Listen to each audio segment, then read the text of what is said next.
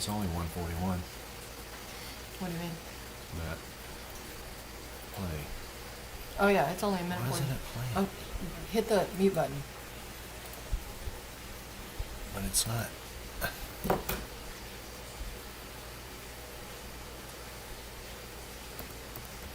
Yeah, the sound's up, but it's not. Hold on. See this? It's not. Hit it. Are you already live? Yeah, we're live. Okay. Hello. Bear with our technical difficulties. Is it not playing? It won't play. It won't. Waiting for. What does it say? Waiting for stat, whatever that. Syndication. All right. Maybe refresh Day it. in history, April 19th.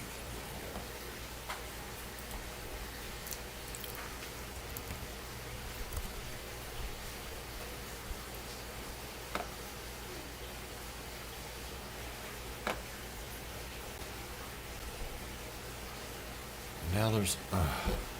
What's it seriously? doing now? There's just such a delay.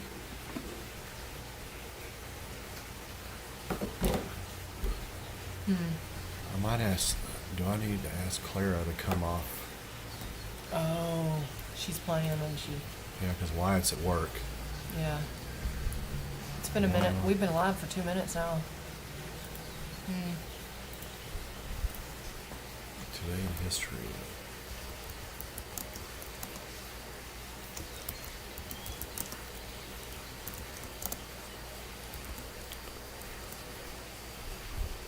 Please bear with us.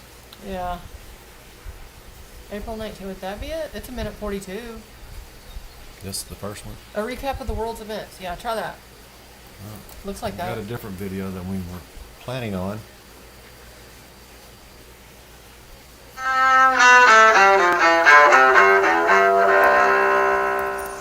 April 19th, 1995. From my office at the door where I normally enter, and there's nothing there anymore. It's from me to these individuals. The building's gone. In Oklahoma City, a truck bomb destroys the Alfred P. Murrah Federal Building. The blast kills 168 people and wounds hundreds more. Timothy McVeigh is later convicted and executed for the bombing. 1775. The American Revolution begins as colonial militias in Massachusetts fight British troops at the battles of Lexington and Concord. 2005. Cardinal Joseph Ratzinger of Germany is elected Pope, taking the name of Benedict XVI. He becomes head of the Roman Catholic Church just weeks after the death of Pope John Paul II. 1993. A fiery end to the 51-day siege at the Branch Davidian compound near Waco, Texas. Flames consume the structure after federal agents begin smashing their way inside. Religious leader David Koresh and dozens of his followers die in the fire. 1956. Oscar-winning actress Grace Kelly marries Prince Renier of Monaco and becomes Princess Grace. And 2001. We can do it! We can make our dreams come true! In New York, the Mel Brooks musical The Producers, starring Nathan Lane and Matthew Broderick, opens on Broadway. Today in history, April 19th. Ed Donahue, The Associated Press. Driving you mad.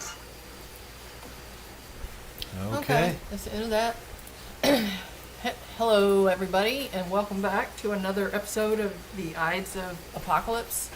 And I'm Yvonne Burton. This is my brother, Lewis Everett, and we've been doing these Ides for 4 years. A little over 4 years now. All right.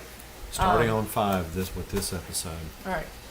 And tonight we're going to be talking about April 19th, which is coming up Tuesday, the Oklahoma City bombing. Oh, we forgot. We always explain that Ides. We've chosen these two words, Ides and Apocalypse.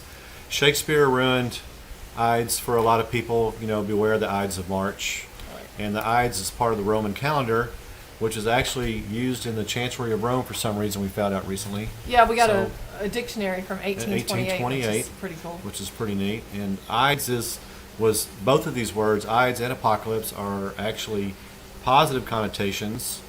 And it's not, apocalypse is not mushroom clouds and zombies. That's Right. a recent iteration of it. And But Ides was actually a It lot was a of celebration. people.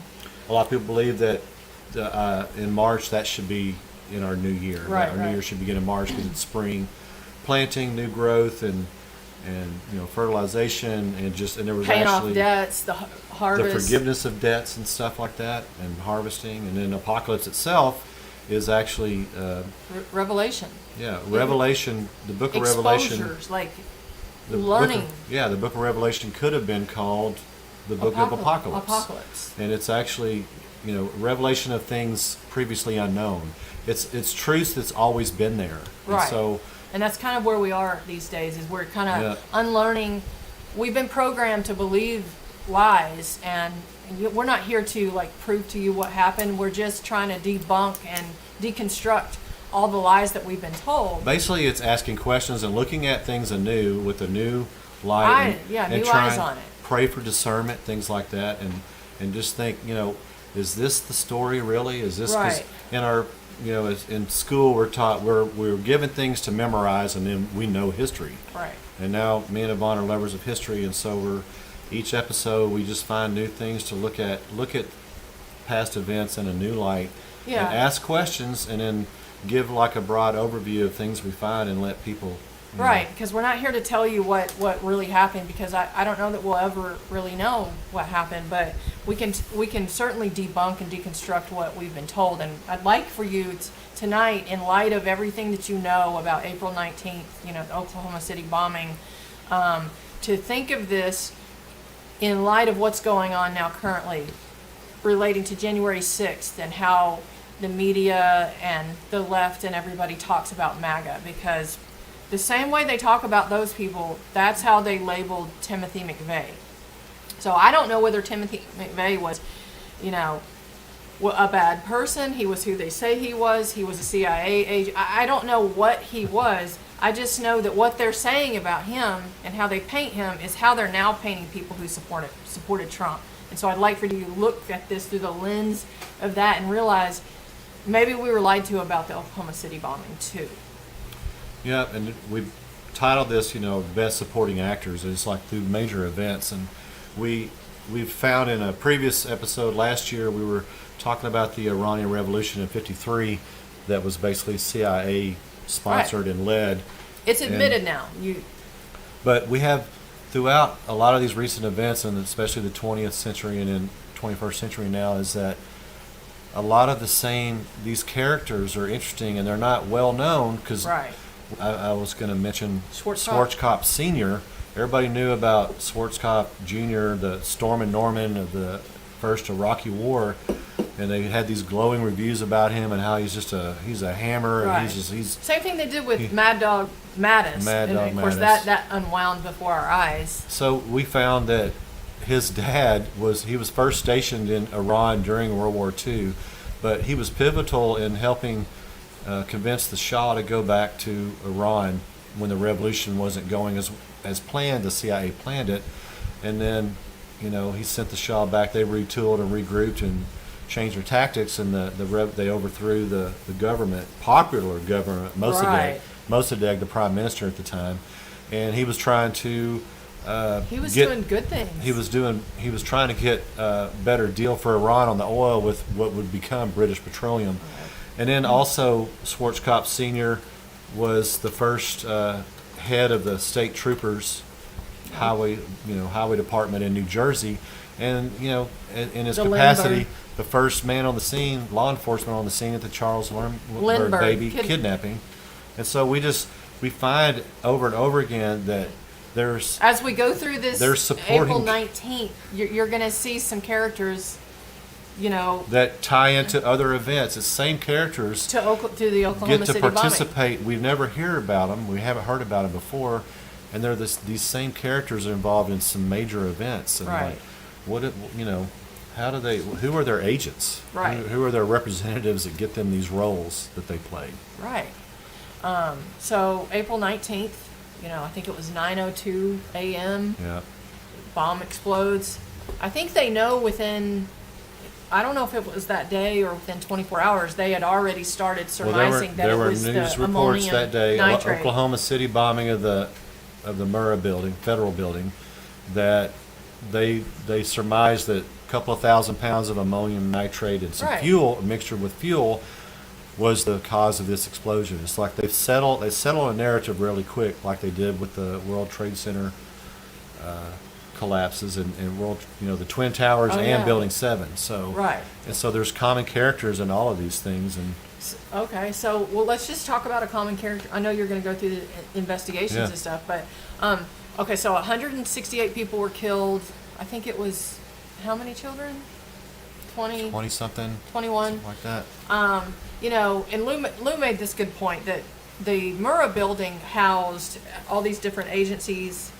I think it's 7, and it was ATF, federal agencies. FBI, Department of, I can't remember it's 7 of them at least, and there's a daycare. And there's all right. Yeah, at a time when actually daycares at work were not really that common, Right. but And now maybe Not it was sailing, but maybe it somebody wasn't set up bad. a daycare for all the federal Yeah, it wouldn't employees in the be- building. the You know, government who does knows? seem But they to have think all about it. these federal agencies in there, and then there's a daycare, and it's like a great setup. And then also the ATF offices in the building and the FBI offices in the building, they were empty this day. yeah, which And it is- was, I remember one of the reports, the governor of Oklahoma's, answering questions right outside the building. And he's going, they couldn't have picked a better time to do this evil thing. 9 a.m., all these employees there, Right. and all these visitors there. And I'm just wondering, maybe it should have been higher, just like with World Trade Center. it should have been higher. Because those for sure. buildings held tens of thousands of Uh-huh. people. Okay, so you had this bombing, and at the time, so that day they didn't know that Timothy McVeigh was responsible, but they caught him, I think, a few days later, arrested after he was caught speeding. But keeping in line with the theme that we're talking about, where there are these characters that are weaved through these other stories, guess who was the lead prosecutor in the Timothy McVeigh trial? I don't know if anybody knows this, but it's Merrick Garland. Might have heard of him. Yeah, Merrick Garland. He urged. Let me tell. And so as you read this, I want you to read it and think about everything that's going on with the January 6th dissidents that are being held in D.C. gulags as we speak. For the crime of being, led into the Capitol.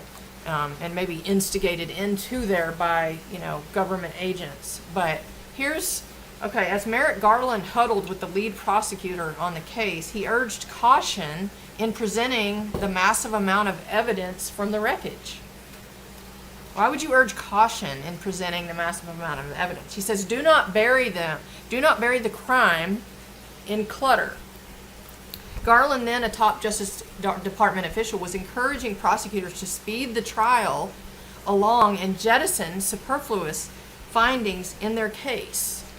So they were going at a very But amped then, up speed. in the end, it turns out that the case was almost all circumstantial. Yeah, well, they said they had, it's interesting because there's so many, when we delve into these things, there's always contradictions to what the official word was on whatever event. And if you actually delve into the facts of it, it was mostly circumstantial.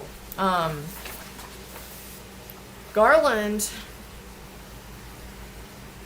Oh, and anyway, here's a statement from Garland from back then. 150 years after the department's founding, battling extremist attacks on our democratic institution also remains central to its mission. So this idea of white supremacy, I don't know, They've kind of been building that narrative for a while, forever. and they've had to paint it like that. So he says, if you are a good steward of the Department of Justice, you will be very cognizant of the things that we've had in this country between liberty and security.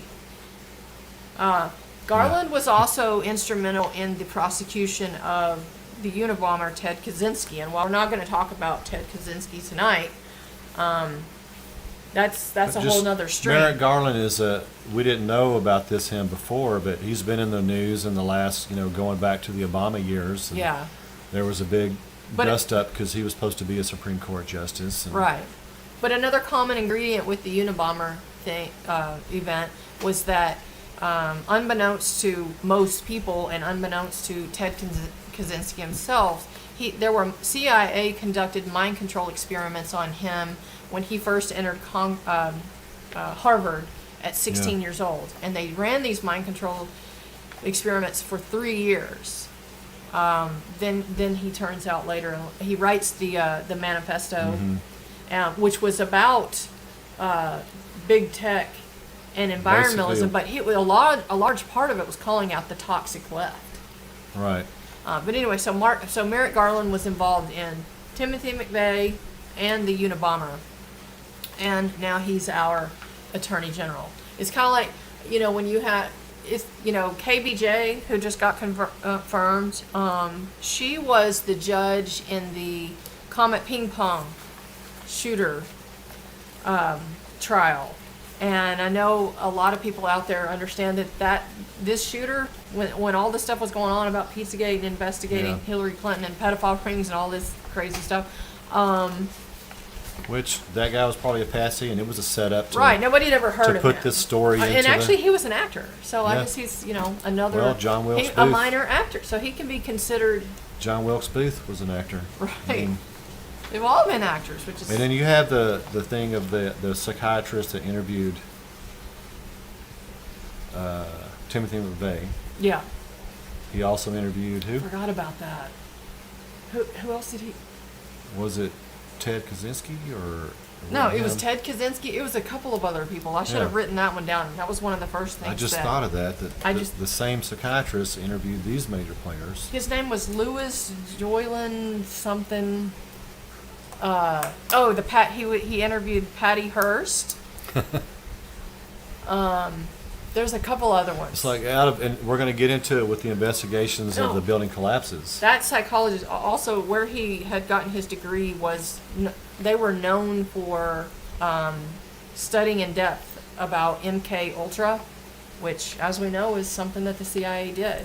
But out of all the psychologists in the country, this guy gets to interview these high-profile characters. So it's almost over and over again. Like KBJ, she's given a task. For the Comet Ping Pong shooter, you handle this case right, and we'll make you a Supreme Court justice. Merrick Garland, you handle the Unabomber and Timothy McVeigh.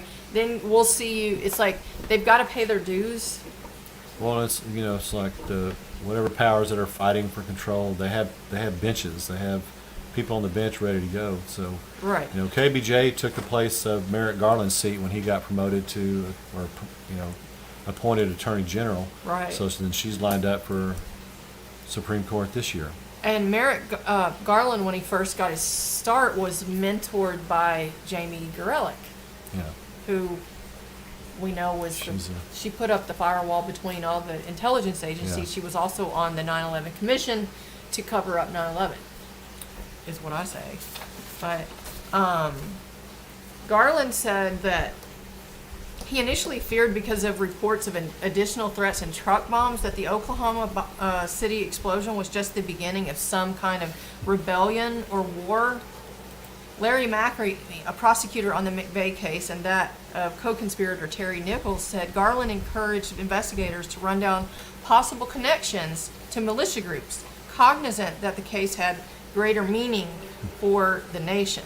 Now, you think about the FBI case up there in Michigan, where a jury just cleared those. They acquitted two guys. Two guys, and the other one, I think, were they a hung jury? They couldn't come to an agreement. But it's all about. I don't know if y'all remember a few years ago when they were this thing about the Bugaloo Boys and some, white militia. I think that was last year or a year white before. White supremacist militia, and now you've got the Patriot Front. I happen to wonder, would any of these groups exist without the government? Well, without the FBI in particular. Right. So Michael E. Tigar and how do you say that? Emeritus Duke law professor and lawyer who represented McVeigh's co-conspirator Nichols at the time sparred with Garland in court, arguing in a 1995 hearing that Nichols was being prosecuted because of his alignment with unpopular people and causes, according to news reports at the time. Tigar cautioned in a recent interview about the need for Justice Department leadership that does not overreach when it comes to confronting the latest threats. It took the jurors 22 days of testimony at McVeigh's 1997 trial, and after deliberating for 23 hours over 4 days, convicted him on all counts, just months after Garland began his tenure as a judge. A Washington Post account at the time noted that the evidence was largely circumstantial, but that prosecutors managed to keep emotions high and the pace breathtakingly fast. Now, that was interesting because Merrick was the one that He's the one that said we don't want to. he said he had huddled with lead prosecutor on the case, and he urged caution in presenting the massive amount of evidence from the wreckage. Do not bury the crime in the clutter. And we'll get into physical evidence here in a little bit between the building collapses there and 9/11. But in the end, they intentionally moved at a breathtakingly fast pace and managed to keep emotions high. The evidence against McVeigh was mostly circumstantial. That's from the Washington Post. And so why would a prosecutor, when they have massive amounts of physical evidence, why would they go with circumstantial and threaten losing the case? Right, so I they mean, a went high-profile case, they got to win. breathtakingly fast on the prosecution Yeah. and then breathtakingly fast on the execution. Which brings us to a different point. So the we titled this the best supporting actors. So the same four men investigated the collapse of Oklahoma City bombing and the 9/11 collapses, and the Pentagon too, with not just World Trade Center but the Pentagon as well. Right. And also, when I was looking at this, different stories had different pounds of explosive fertilizer in the Ryder truck outside the Murrah Federal Building. So these four men, where is it? The same four men: Gene Corley, Charles Thornton, Paul Malacher, and Mette Sozin. So I looked at all four of them. I looked at Gene Corley and Charles Thornton the most, and both of these investigations of these building collapses went with the same. They had a narrative beginning that why they collapsed. And what got interesting is that there was a whistleblower. His name is Ryan. There's so much. Yeah. Kevin Ryan, who, kind of pushed back on their official stories, Right. especially with the 9/11 stuff, because stuff didn't add up. And the 9/11, it was the National Institute of Standards and Technology, along with FEMA, did investigations on the collapses, and they were supposed to get to the bottom of why they collapsed. And in their reports, they actually don't do that. And they Right. talk about planes hitting and stuff and fires, melting steel, but they don't back it up. He pushed back on their scientific methods because they weren't using that. right. And the same thing with Oklahoma City. There were news reports the day of. They were already saying police believe there was fertilizer and fuel involved in the explosion of the event. Right. And there's evidence. They have seismic evidence that there were actually 5 explosions that day at Oklahoma City. Right. And there's just between Oh, the well- two. These same 4 men did the same Right. reports on, and they don't have any other structural engineers in the country to do these investigations. Right. And what I found with the World Trade Center ones was depending on what the report was for, they were slightly different. And so the report for the Silverstein, who owned the World Trade Centers at the time, they Different reports. made the report correlate to his claim that it was 2 separate events, Right. so that he could get insurance claims on both buildings. Right. But then they said it was different through FEMA. And then with Oklahoma City as well, there were multiple witnesses the day of that said there were John Does. People saw several men with Timothy McVeigh that day. Well, not only And then- that, the cameras. There were 4 The cameras weren't working, And again. here's the deal: at 9:01, they all went blank. And so, They He- said that the cameras were clearing out the excuse, and it was like all 4 cameras at the same time. but people commit suicide in prisons and the cameras don't work, and Right, there's right, a, and that's just how it a works. rider truck goes in front of You wanna the push that building, one? and they don't catch it because the cameras aren't working. And Right. These same 4 men. So I'm going to get into. Where did you go, buddy? So Charles H. Thornton was one of the men on both commissions. He also had, some people might be interested in the fact that he helped design pavilions for the World's Fair in New York City in 1965. Just throwing that out there. Yeah. He by 17, because of his dad was an engineer and stuff too, erecting buildings, he started becoming a bricklayer's apprentice in '54. At the age of 17, and this is another just little tidbit, he was measuring 80-foot deep concrete pours for the foundation of the 66-story Chase Manhattan Bank. That's funny. And then his buddy, where are you? Oh, what was his name? Was it Charles? That was the one you just did. No, it was the one where I had Kevin Ryan? the same dudes. Where did you go? I don't know. I went back too far. That's what happened. Okay. So then, mostly the same individual. So the second man, I'm sorry, Gene Corley. Yeah. Gene Corley was involved in both of these investigations as well. And what a similar thing with both of them is that they didn't want to hear from witnesses, certain witnesses. Right. Oklahoma City bombing, they didn't want to hear from the people who saw the different John Does and stuff, people that heard other explosions. Right. And actually the day of, they were having, in the middle of rescue operations, they cleared the rescue workers because they had to go in and defuse bombs that were inside, Right. explosives inside the building. And so where did that disappear to? I mean, it's all, every Yeah, time you because pull you'll up hear stuff. you'll hear, when you start listening to news coverage footage from that day, you'll hear the news talking about how they had to defuse. They cleared them out. They So- said it was 2 or 3. They couldn't, and then that goes away. They don't ever talk about explosives inside the building. Yeah. before. And then with the World Trade Center, the NIST investigation did not start until over a year after the buildings fell. And when they started, they weren't allowed access to blueprints. Right. There was certain testimonies that weren't accepted. Well, Terry Nichols actually was And doing. this is World Trade Center. Oh, okay.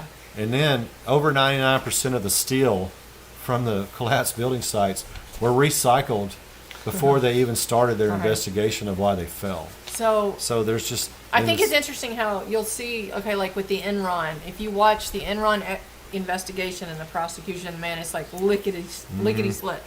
And then you have something like this where they didn't even get the real investigation going until a year later. I think they did the same thing with September 11th. But in the first, when the investigation, when they first allocated money for it to set up the commission to investigate, they had, I think a guy wrote, they had spent 30,000 times more money on the invasion of Afghanistan than they had on the investigation of why we were even there in the first place. Wow.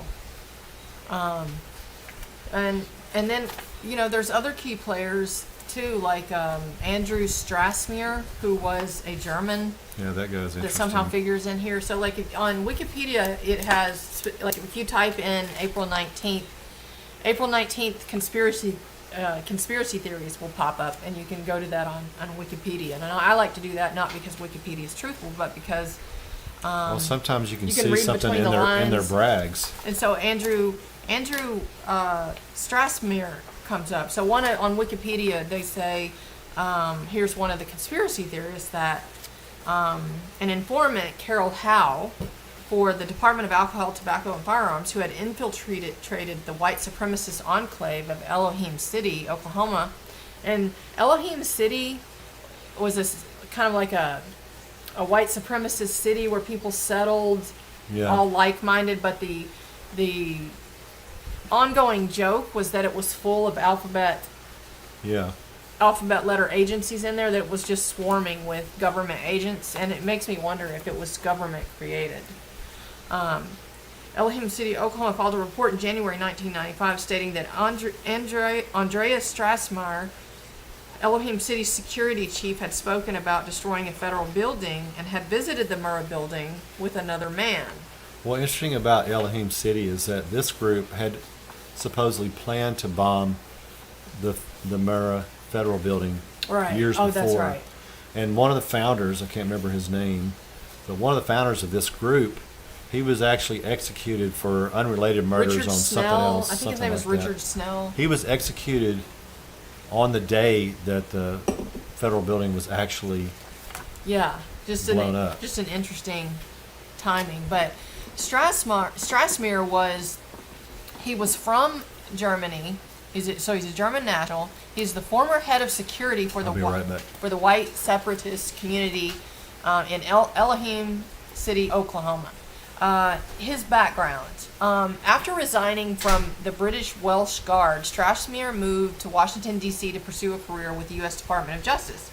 And he hoped to work for the DOJ, the Drug Enforcement Agency. And his efforts to obtain a career with the federal government were aided by Vincent Petruski, a retired U.S. Air Force colonel. Now, I want you to understand, Strassmeyer in Germany came from a German family known for its right-wing nationalist sympathies. He was the son of Gunther Strassmeyer, the chief of staff to German Chancellor Helmut Kohl. His grandfather was also a co-founder of the Nazi Party. So that guy comes to America in 1997, wants to work for the DEA, and some guy named Vincent Petruski, who's a retired U.S. Air Force colonel, who had apparently met Strassmeyer's father while he and Petruski were stationed in Berlin, helped him get a job there. Strassmeyer has referred to Vincent Petruski as a former CIA guy that his father used to know. So you've got this domestic terrorist attack with this, basically a Nazi, that some CIA agent helped get him a job with the DEA. The DEA, ATF, they were heavily involved in that, investigation. Yeah. So anyway, Petruski confirmed that he had assisted Andreas Strassmeyer in finding such a job, but denies having any connection to the CIA, of course. So then he moved to Texas in 1986, started working as a salesman for a computer company, and during this time he became involved with the Texas Light Infantry Militia before eventually getting expelled due to speculation from members that Strassmeyer was a government agent. So you've got German intelligence, you've got American intelligence, they're all working together. This guy was apparently, what's his name?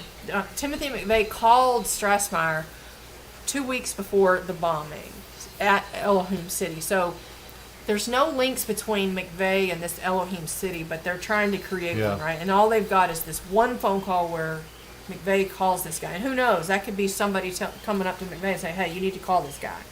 Lays the foundation for this connection to Elohim City and Strassmeyer. Well, after the bombing, Strassmeyer is flown out of the country with the help by a CIA pilot, and also with the help of the German intelligence service called GSG-9.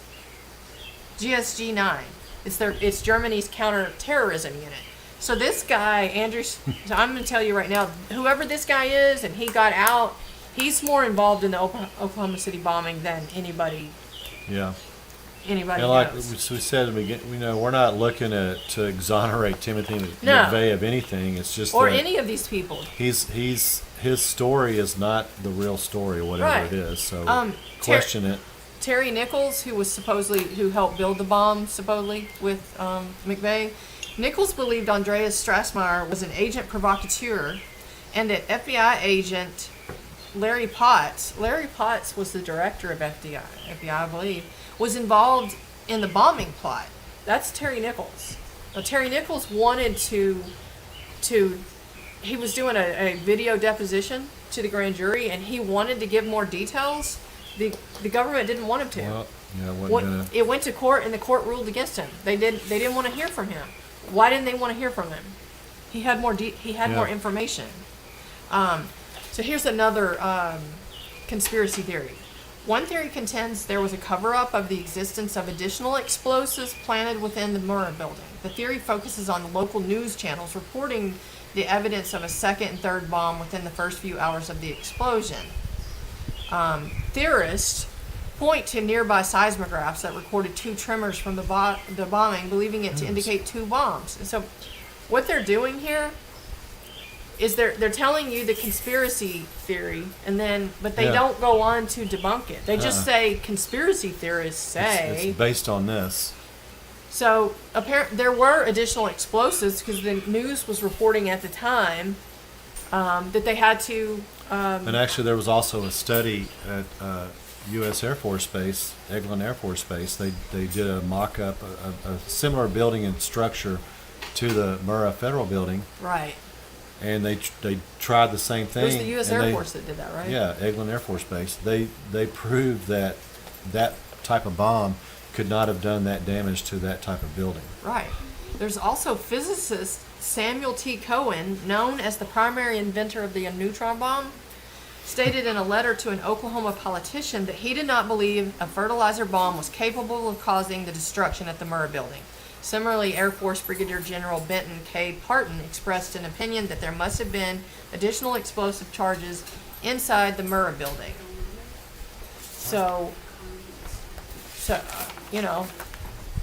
guess you could discount that. Another conspiracy theory is it says U.S. federal government involvement. It says another theory alleged that President Bill Clinton had either known about the bombing in advance or had approved the bombing. It is also believed that the bombing was done by the government to frame the militia movement or enact anti-terrorism legislation while using McVeigh as a scapegoat. Still, other theories claim that McVeigh conspired with the CIA in plotting the bombing, which I think is probably true. But think about the FBI's involvement with instigating the kidnapping of Governor Whitmer. Yeah. There were 12 agents, and they But were you the know ones what? leading There was never a plot to kidnap her. Probably it was just it was just to set up the framework, the narrative of it, and just prosecute people. Oh, and look at these guys. And is it impossible? Can you imagine thinking that maybe that's just their MO? That's just how our government, these people work. In a 1993 letter to his sister, published by the New York Times in 1998, McVeigh claimed. So they're publishing this under conspiracy theories, but the New York Times is not exactly a fringe. That at this is especially at the time that this was written, the New York Times is like the gold standard. So they published this letter by McVeigh's sister that claimed that during his time at Fort Bragg. Okay, so I need to stop there for a second. Fort Bragg. I think most of you who will watch this will Current know events. The crazy things that have been happening in Fort Bragg in the last 2 years with all the mysterious deaths. There was a beheading, the murders, the suicides, the missing soldiers. Something crazy's going on there. I don't know what's going on there. But anyway, so he claimed that during his time at Fort Bragg, and 9 others were recruited into a secret black ops team that smuggled drugs into the United States to fund covert activities and were to work hand in hand with civilian police agencies to quiet anyone who was deemed a security risk. In 2001 declaration, Terry Nichols, McVeigh's convicted co-conspirators, also alleged that McVeigh reported in 1992 how he had been recruited to carry out undercover missions, which initially involved visiting gun shows and making contact with a loose network of anti-government and far-right sympathizers. The government, in their prosecution against McVeigh, said, that he did all these, visiting these gun shows, doing. Mm-hmm. They wanted him to do these things, whether he was a willing participant or not. His sister, and I don't have this up right now, but his sister also said that McVeigh told his sister that the government, the CIA, wanted him to kill people, to do things, and that he didn't really want to be a part of that. McVeigh was an undercover. Oh, wait a minute. This undercover activity allegedly escalated to armed robberies and a planned bombing under the direction of FBI agent Larry Potts. David Paul Hammer, a convicted murderer in the same facility as McVeigh for about 2 years, reported that McVeigh stated similar allegations to him, that McVeigh was an undercover operator for the Department of Defense, and that Andreas Strassmeer was a similar operative, but with a different handler, and they had worked together in the planning of the bombing. Now, Andre, I just told you about the background of Strassmeer with the German, his dad worked for the chief of staff of German Chancellor Helmut Kohl. So when this is reported as a conspiracy theory, as McVeigh being an undercover operative for the Department of Defense, and Strassmeer was the same thing, but with a different handler, it just sounds right. There's this also too. Do you remember Dana Rohrabacher? Yeah. He was a congressman. Uh-huh. So, he was on the subcommittee on oversight and investigations of the House Committee on International Relations, which he chaired. So, on December 28, 2006, when asked about fueling conspiracy theories with his questions and criticisms, Rohrabacher told CNN, "There's nothing wrong with adding to conspiracy theory where there might be conspiracy in fact." Among other unresolved questions, Rohrabacher also criticized the FBI for not explaining how Nichols, who did not work steadily, paid for his several trips to the Philippines and had $20,000 in cash, for not finding explosives concealed in Nicholas's house until a decade after the bombing. That's another thing. They found 10 years after the bombing, they went back and buried under like a foot of rock, they found all these explosives. And this would have been 06, 07. Right. For not finding explosives, and for not explaining the rush to rule out the existence of John Doe number 2, and for not thoroughly investigating possible connections between McVeigh and the Aryan Republican Army and Andreas Strassmeer. In March 2007, Danny Coulson, who served as Deputy Assistant Director of the FBI at the time of the attacks, voiced his concerns and called for reopening of the investigation. That was in 2006 under George Bush. Yeah. So regarding the cameras that stopped working, the tapes are blank at points before 9:02 a.m., the time of detonation. Trentadue, I forget who Trentadue, oh, he was a Salt Lake City attorney, who released security tapes that he obtained from the FBI through the Freedom of Information Act, showing the Murrah building before and after the blast. And the tapes are blank at points 9:02 a.m., the time of detonation, and Trentadue said that the government's explanation for the missing footage is that the tape was being replaced at the time. Said Trentadue. 4 cameras in 4 different locations going blank at the same time on the morning of April 19, 1995. There ain't no such thing as a coincidence. Trentadue became interested in the case when his brother Kenneth Michael Trentadue died in federal custody during what Trentadue believes was an interrogation because Kenneth was mistaken for a possible conspirator in the Oklahoma City bombing. That family was eventually awarded $1.1 million for the emotional distress. On the findings, the Bureau of Prisons mismanaged the investigation. So here you go again with the cameras, Yeah. whether it be. And so, talking about the investigations, there was a Oklahoma state representative who wasn't buying it, and so under Oklahoma, in the Oklahoma Constitution, you can convene a county grand jury to investigate stuff. Right. And so, this guy, what's his name? Representative Charles Key. He was pushing back hard, and he was an ear witness to the explosion. Lost his first secretary in the blast. Now, since the Ground Zero explosion is in the heart of his district, he spent considerable time meeting with and listening to constituents who lost loved ones in the bombing. And one of the recurring themes he heard was people saying they saw Tim McVeigh near the crime scene with other men, but when reporting it to the FBI, they got a deaf ear and an attitude of like, our mind is made up, don't confuse us with facts. So Key contacted numerous federal authorities trying to get to the bottom of seemingly a sort of notion that the federal government either did not want to know the truth or was protecting some alleged mole or undercover agent as one of the John Doe suspects. Right. So as time went on, he concluded that something was very wrong with the investigation, and he stated that the federal grand jury met for several months, but during that whole time, not even one of the 20-plus witnesses who saw John Doe with Tim McVeigh were allowed to come before the grand jury. Why wouldn't you just at least hear Right. witnesses? He began the process to panel a local grand jury. He met with opposition at every turn. Oklahoma Judge Owens ruled against Key's request and single-handedly rendered the clear state constitutional provision null and void. Also ganging up Key were all the major newspapers in Oklahoma, especially like they were calling him Surrender Dorothy. Tulsa World editorial headline screamed, "Give it up, Mr. Key." However, you know, and I'm not going to read this whole thing, but he took it. It ended up going to the Oklahoma Supreme Court. The appellate court in Oklahoma upheld him.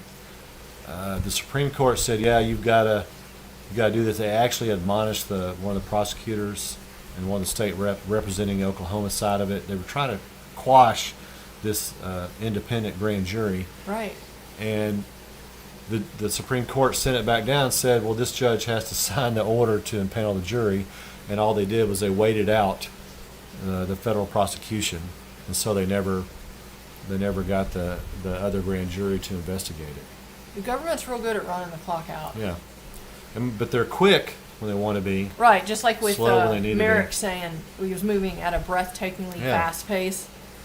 But don't bury the jury in all this evidence. You Yeah. know, let's work on the emotional, which is what they did. So as I was researching this, I stumbled upon a Zero Hedge article that was written it was April 12th, not that long ago.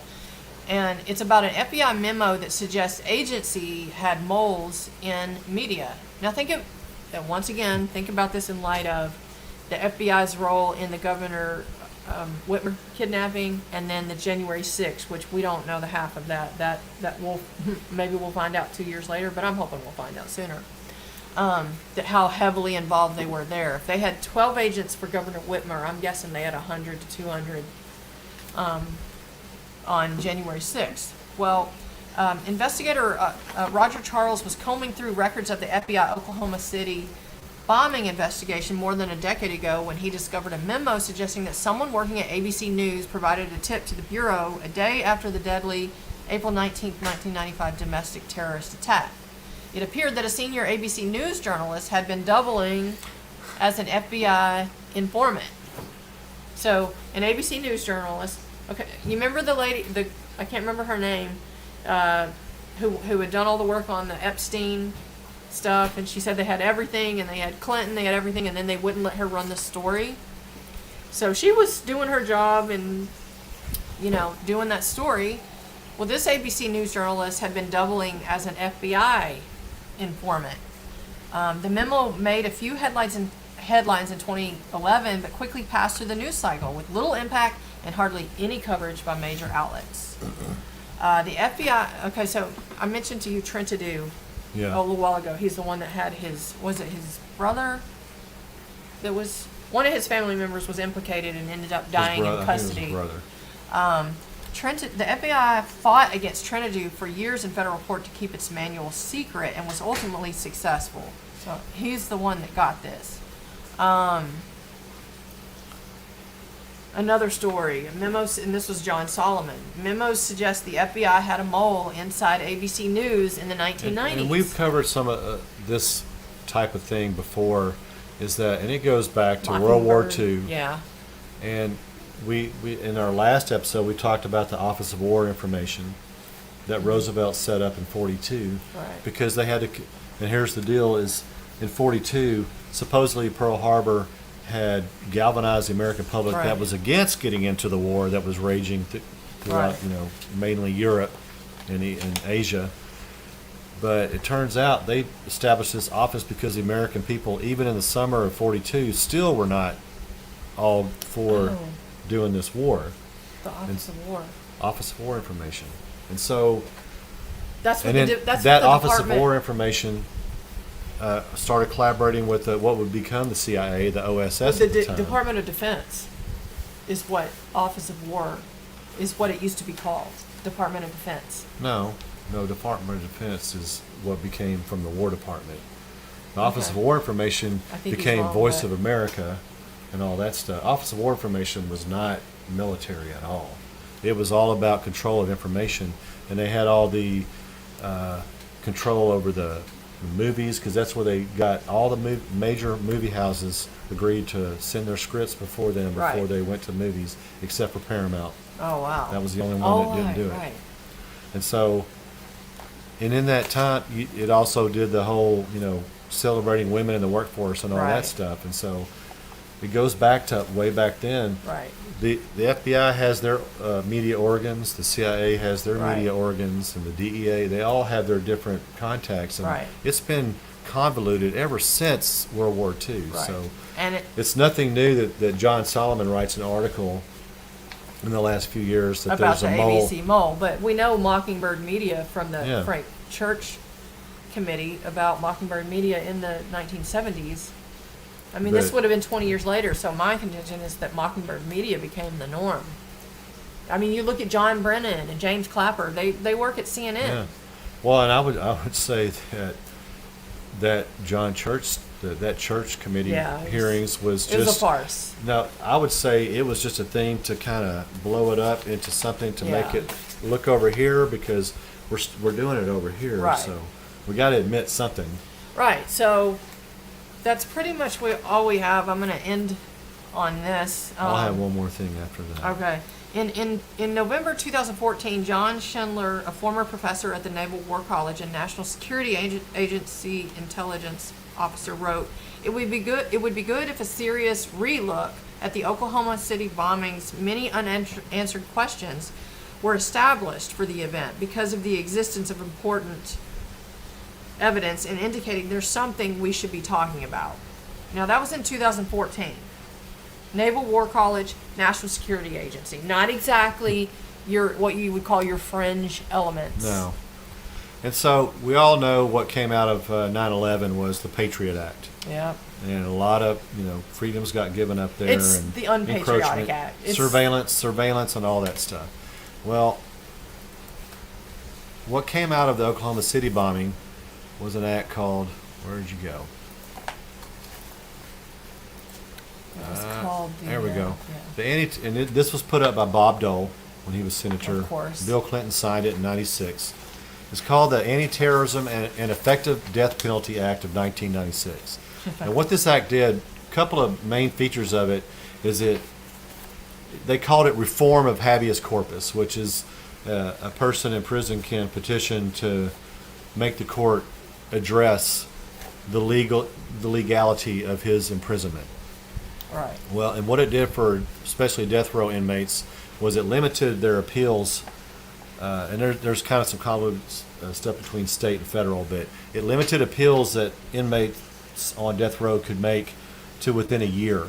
Right. And it also said that every issue that you had in your appeal when you did it, it had to happen all at once. Mm-hmm. So you couldn't do a second or third appeal after that. If something else came to light, Right. the court would just go, well, too bad you didn't appeal this before. He goes, well, I didn't know that this Right. situation was coming up. And another part was this massive funding for all these law enforcement agencies, starting with FBI, DEA, ATF, Justice Yeah. Department, police, U.S. Marshals, everything, just Right. all kinds of just Start being millions of flooded. dollars just thrown, and it was funding for 4 years. It was from 97 through 01 or Yeah. 96 to 2000, something like that. And then 9/11 happens. Yeah. After. And I think that this bill also has a lot of things about surveillance and about equipping law enforcement that they could do their jobs properly, because they wouldn't have been able to do their jobs if they didn't have the right tools. Right. And so it just expanded a lot of surveillance stuff. Yeah. And then the habeas corpus thing is a huge one. Right. And then I think this was a precursor to Patriot Act. Right. It definitely was. So, as we come upon the April 19th anniversary, I would just like, you're going to, the media is going to be running their remembering. They're going to be on they're going to have you on an emotional roller coaster, hating someone that, I don't know who Timothy McVeigh was. I don't know if he was a bad guy. I don't know if he was a patsy. I don't know if he was in on it. I don't know anything. But in light of the Governor Whitmore kidnapping and what happened on January 6th, and we'd just like for you to consider the fact that Timothy McVeigh, all of that, it didn't happen the way they told you. He's not a lone gunman, that's for sure. Right.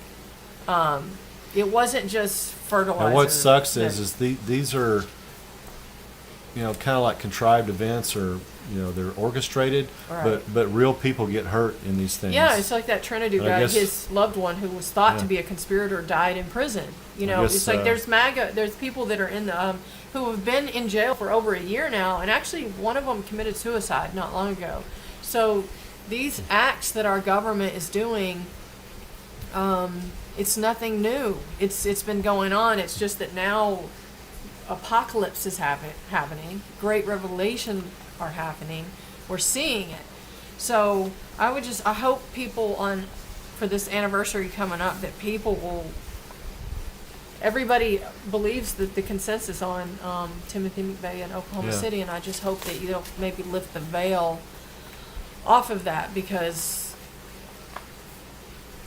we're like and remember dissidents living. We got DC gulags and stuff, and what they're saying about McVeigh is what they're saying about Trump supporters. So, look at it through those glasses and ask yourself, are they lying about McVeigh? Did they put him to death quickly because they needed to put an end to? Yeah, They I need just to wrap wondered, up because we loose didn't cover. ends. We're about to wrap up, but McVeigh was in the same prison with Kaczynski. Yeah, and Ramsey Ramsey Youssef. and Wasn't Ramsey Youssef the first bombing? Not of the.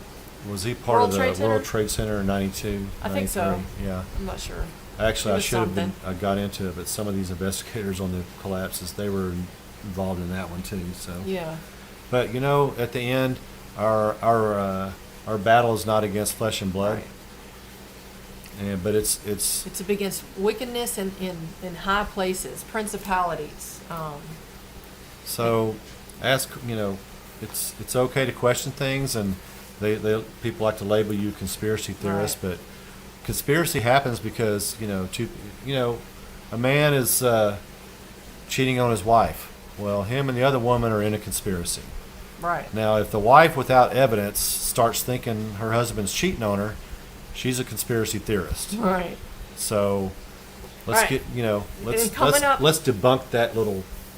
And tomorrow is Resurrection Day. It's when Christ rose from the dead. And I recently, I don't know how I saw this. There was a clip from the first Spider-Man where the one dude is showing off the demo of the thing that goes on his back, and he has all those hands, and what could go wrong. And in that clip, he's talking about how you can have the power of the sun, the shining sun, in the palm of your hand. And I was thinking, that's what the system, or Satan or whatever, that's his whole goal, is to hijack the power of the Son of God. Instead of SON or SUN instead When of SON. actually we have the power of the Son in the palm of our hand. So, Well, because it's- Christ said, "You will do better things than I." it's all good news. So even as we debunk all these lies, we have what the system is seeking. We get serious on these things, but this is fun for us now. Yeah. And we're history buffs, but I'm totally cool with losing all the stuff I thought I knew Right, me too. before. Right. I'm totally cool with No it. sacred cows. Because now I'm like thinking, you know what? I don't know shit. Right. I never did. So let's dive in again and Right. and see it anew. And go forward and learn together. Anyway, we'll be back in May Yeah. 15th? We'll try for May is the 13th, but Okay, 13th. with my schedule, we can't do the actual. The Ides are the 13th on most months, but they're Right. 15th on March. Actually, May is March, May, July, May 15th. and October. So Okay. we'll shoot for May 15th, depending on what Alright. the day falls on. Sounds good. But thanks, guys.